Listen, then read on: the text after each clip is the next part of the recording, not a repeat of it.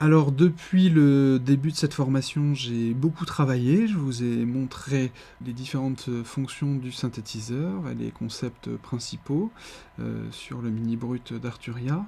Maintenant, je vais vous passer le relais. On va sans plus tarder attaquer la création sonore.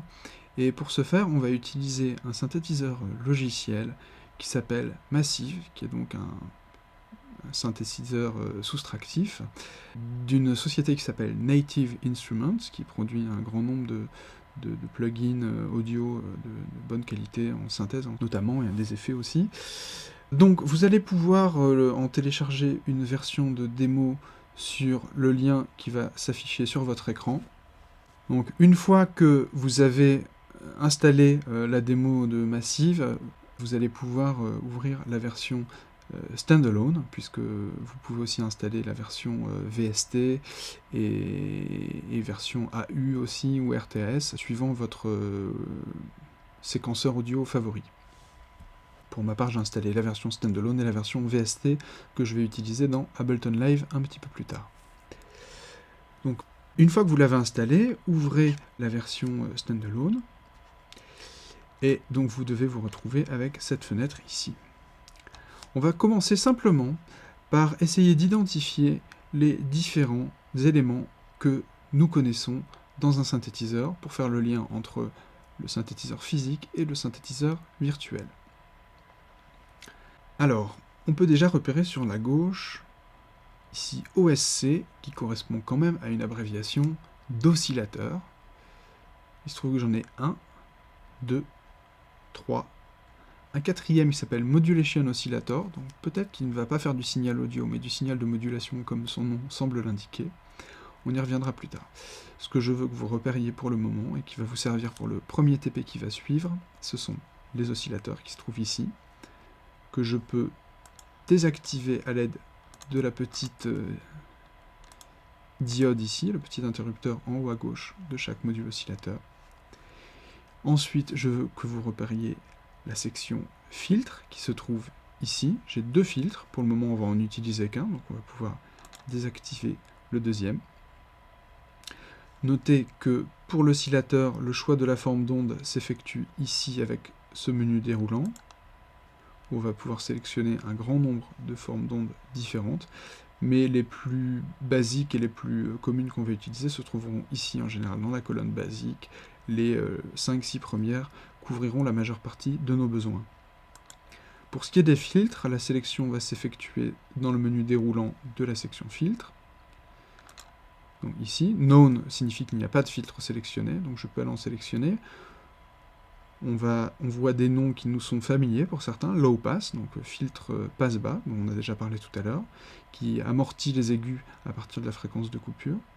High Pass, donc passe haut, l'inverse, qui laisse passer uniquement les aigus et qui enlève les graves. Et on a ensuite d'autres filtres que nous n'avons pas vus pour le moment, sur lesquels je reviendrai. Mais ce que nous avons vu, c'est aussi le band pass, le filtre passe bande, qui laisse passer une bande de fréquences et exclut les fréquences plus graves et plus aiguës. Band reject, qui s'appelait notch aussi sur le synthétiseur physique, qui consiste donc à enlever une bande de fréquence à l'endroit de la fréquence de coupure. Donc la première chose à faire pour prendre en main Massive, on va déjà aller régler tout ce qui est propriété audio et MIDI. Donc on va aller dans le menu File, Audio and MIDI Settings. Vous allez sélectionner les drivers, donc si vous êtes sur PC ce sera probablement driver ASIO, si vous êtes sur Mac ce sera sans doute du Core Audio. Ensuite Device, donc vous allez choisir votre carte son, en fonction de la carte son que vous avez utilisée. Moi c'est donc une RM Fireface, donc je la laisse sélectionner.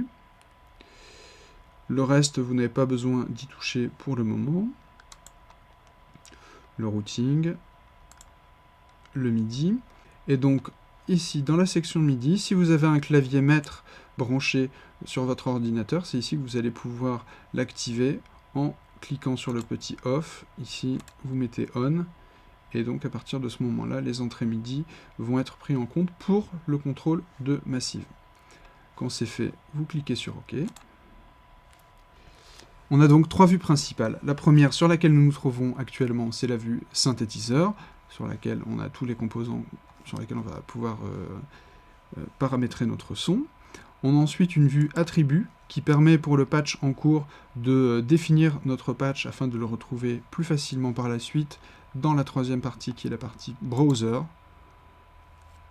où là je vais pouvoir sélectionner un son et filtrer les sons que j'ai en mémoire par certains filtres. Par exemple, si je veux une basse, voilà, j'ai la liste de presets à droite qui se met à jour, je veux une basse analogique par exemple, qui soit synthétique. Voilà, bon, du coup je retrouve ici tous les presets qui correspondent à cette définition, à ces paramètres. Donc c'est très pratique en phase de création quand on cherche un son particulier ou un type de son en particulier. Donc moi, pour des raisons pédagogiques, je vais travailler avec Massive en plugin à l'intérieur de Live. Voilà. Je vais charger un son. Donc je vais aller dans le browser. Un son qui s'appelle Addition. Je double-clique pour le sélectionner. Je peux, si je veux, revenir en vue synthétiseur. Je vais jouer quelques notes.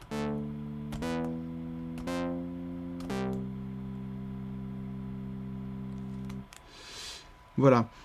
Donc, on voit ici que différentes formes d'ondes ont été sélectionnées, que le filtre qui correspond est un low pass, donc un filtre passe-bas. Le deuxième est désactivé.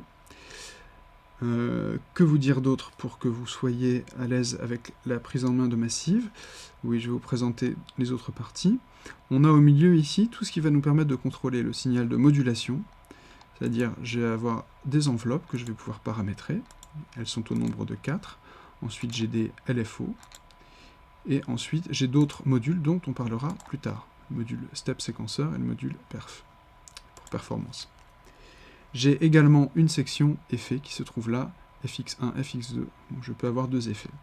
Pour le moment, vous en savez suffisamment pour créer votre premier son.